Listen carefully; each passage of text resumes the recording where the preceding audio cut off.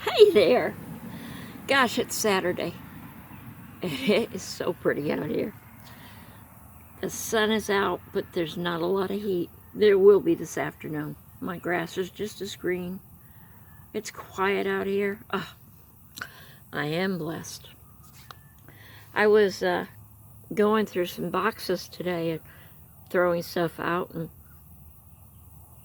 it reminded me that when we're little kids, what do we want? We want stuff. Really want stuff. And as we get older into our young teenage years, we want stuff. More stuff, bigger stuff, the best stuff. We then get our first job, and what do? We buy stuff. We buy lots of stuff. What do we do when we're older? Like myself, we get rid of stuff. While I was going through these papers, I came across a story I had written. It was about a lady named Miss Dolly. Miss Dolly was a wonderful lady. We were living in Orlando, and met her through her daughter, Jerry Johnson. And Jerry and I have since lost touch, and I sure wish I knew where she was. Hope she's doing okay. Anyway, Miss Dolly had had 29 surgeries on her face for cancer. And she knew she was dying. So one day she called me and said, "Would you come have lunch with me?" Sure. So I got ready and I went over and I had lunch with her. And she was real quiet. I said, "Are you okay?" She said, "You know I'm dying." I said, "Yes, ma'am." I said, "What can I do for you?" She said, "Do you really mean that?"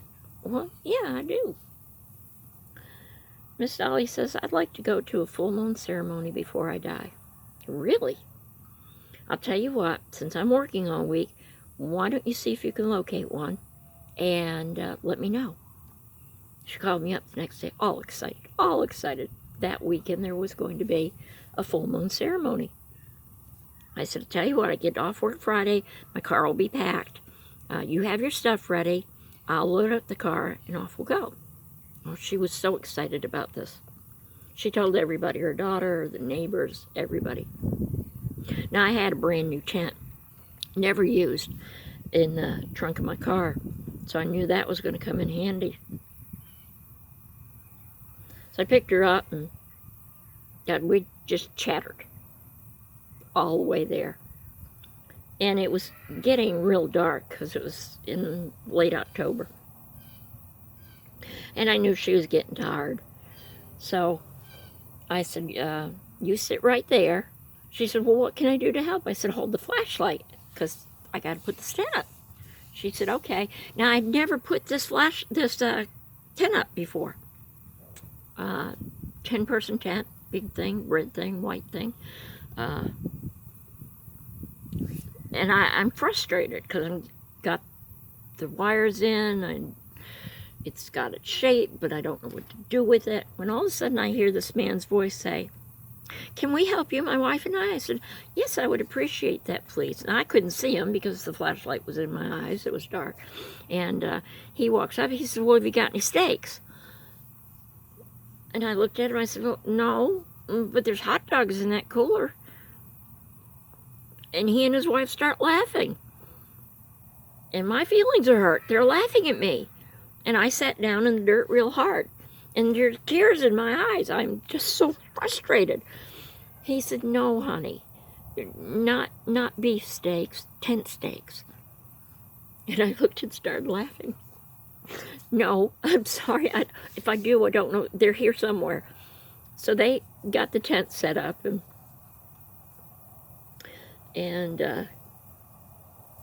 got a campfire going so Dolly could warm up a little bit before she went to bed. And got her inside the tent, and she said, "Well, give me a few minutes to get into my bed." And I said, "Okay." So I didn't go in until she said it was all right.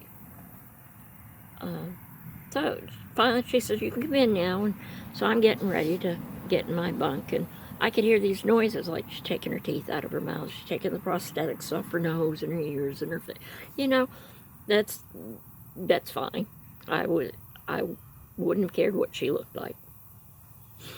I said, are you excited? She said, I am so tired, but I am so excited. Well, I got a chance to set up a table and sell the things that I make. So I did that Saturday. And we had such a wonderful time. Dolly would walk around, and by this time, everybody now knows Dolly and her story, because I've shared this with a couple of people. So she's walking around, and I'm watching her out of the corner of my eye to make sure she's okay. And she'd walk up to another vendor, and the vendor would look at me and go, they were going to watch out for her. And that's the way it went around the small camp. It was just awesome. So that evening, going on dark, we're asked, all the vendors, to turn the lights off. And so we do, because now the ceremony begins. Big fire. Firekeeper keeps the campfire going all weekend long. Beautiful fire. And nobody's allowed inside the arena area where the fire is until it's our time. And so the chief that was there greets us all there and says, now we're going to smudge everybody. And so here come another person with the smudge shell and the sage and the sweetgrass and the cedar and absolutely wonderful. And then he says, now I'm going to pass the bucket around, and it's got cornmeal in it.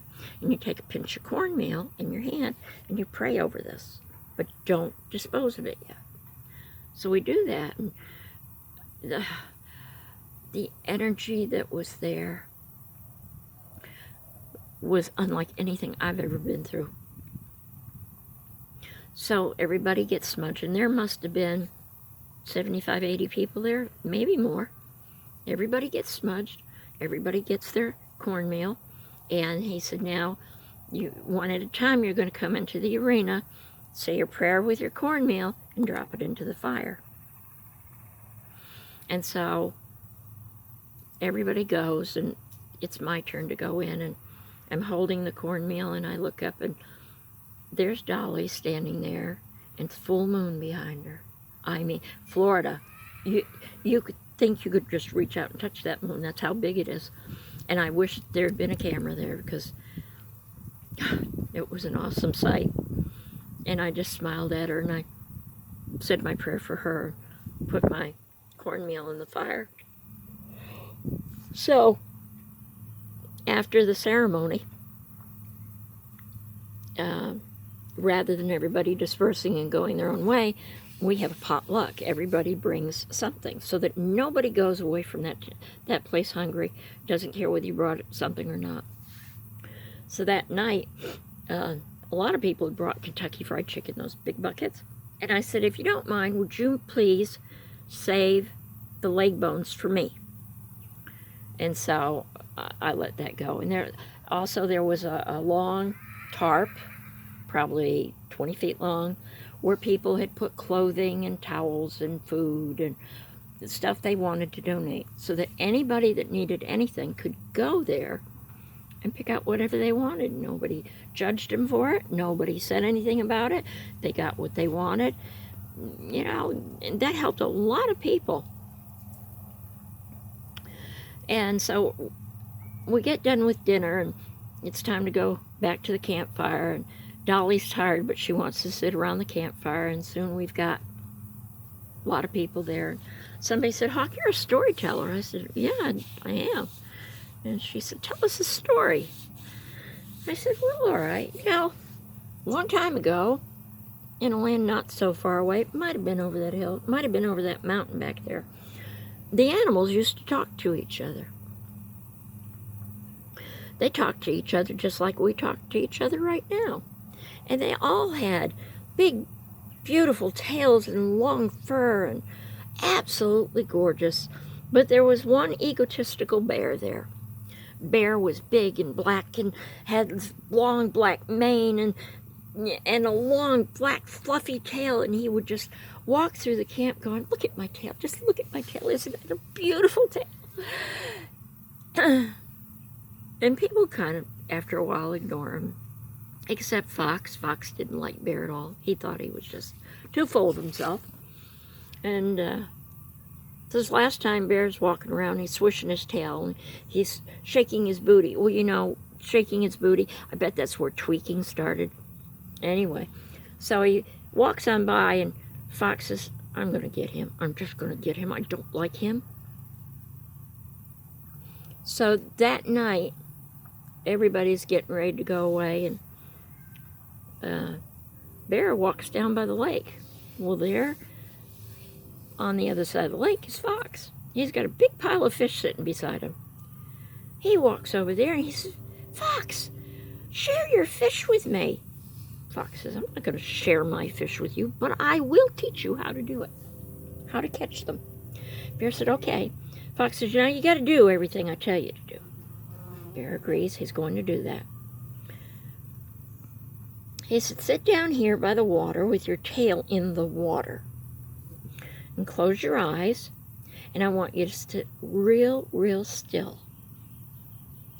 And while you sit real, real still with your eyes closed, when I see a fish bite, I'm going to say, now, Bear, now.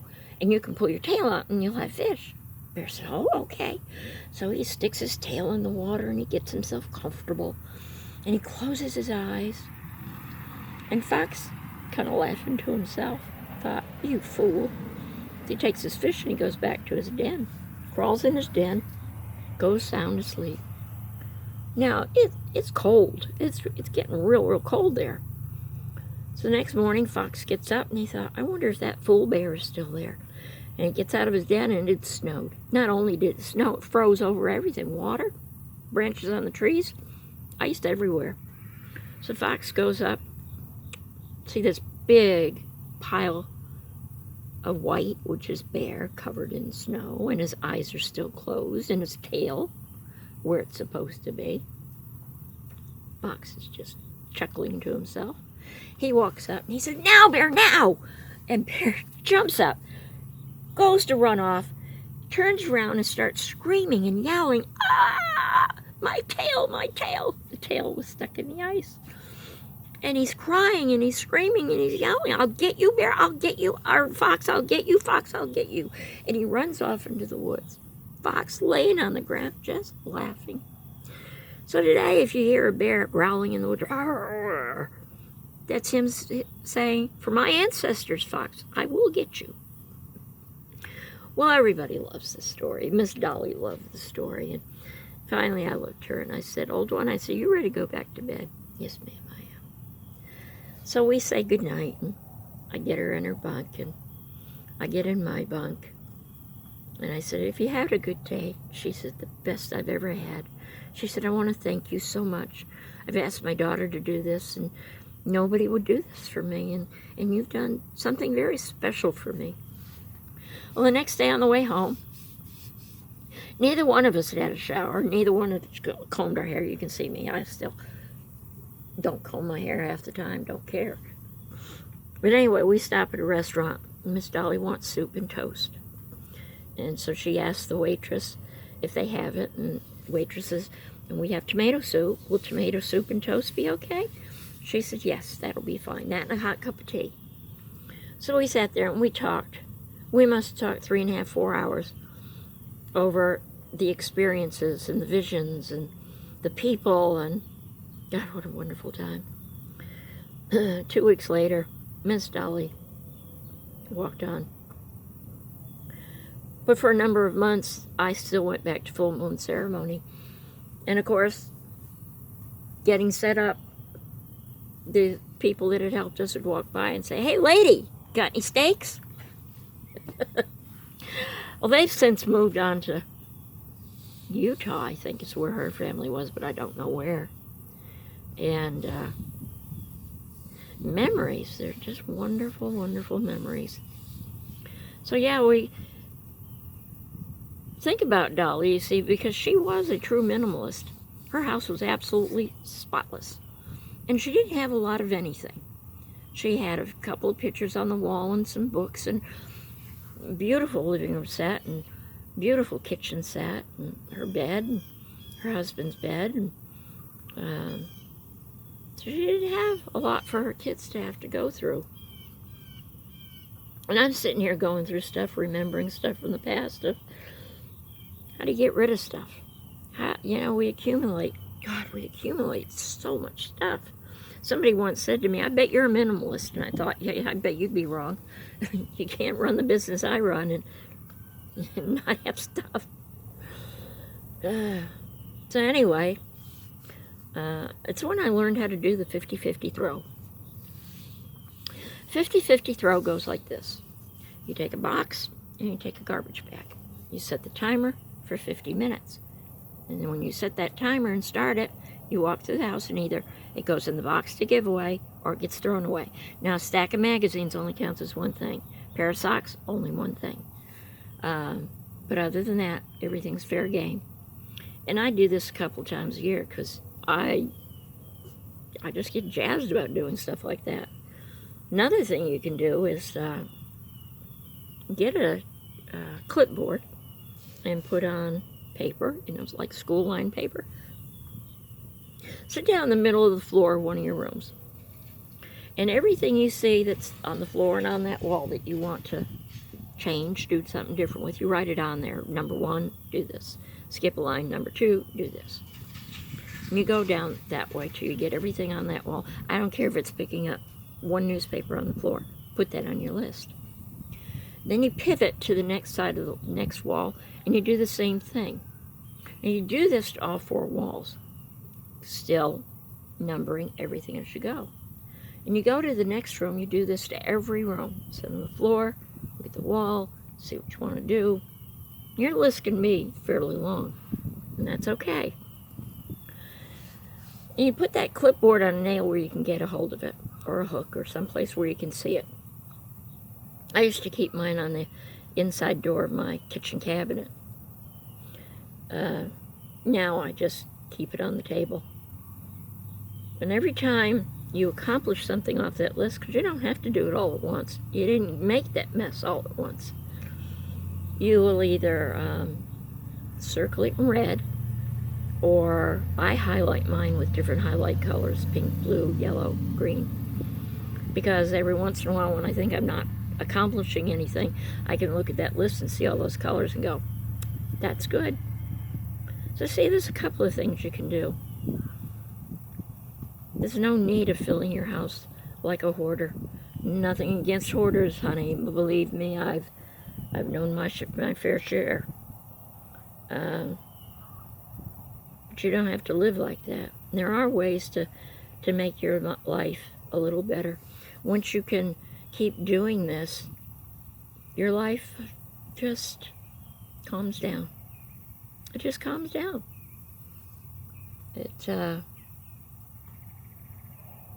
It's nice to have a clean house. It doesn't always stay that way.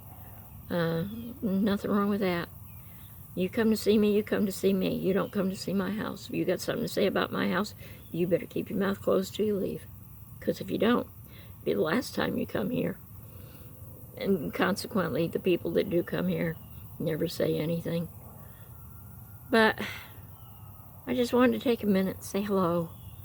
I hope y'all are having a wonderful Saturday. About another 10 days and our weather's going to get cooler. I look forward to that. So what are you doing today? What do you do to get rid of your stuff? Do you collect a lot of stuff? Are you trying to get rid of stuff? I will say one more thing about when you do the 50-50 throw. Take the bag to the dumpster right away. Take the box to Goodwill, Salvation Army, Golden Rule, whoever you're going to give it to, and dump. Just take it there. Leave it. Don't look back. It makes a big difference. Believe me. I can almost guarantee when you get home, you're going to say, that's pretty darn good. I think I got more to do. All right, my friends. Have an awesome day. Have an awesome weekend. Be authentic. Be phenomenal. Be awesome. I love you.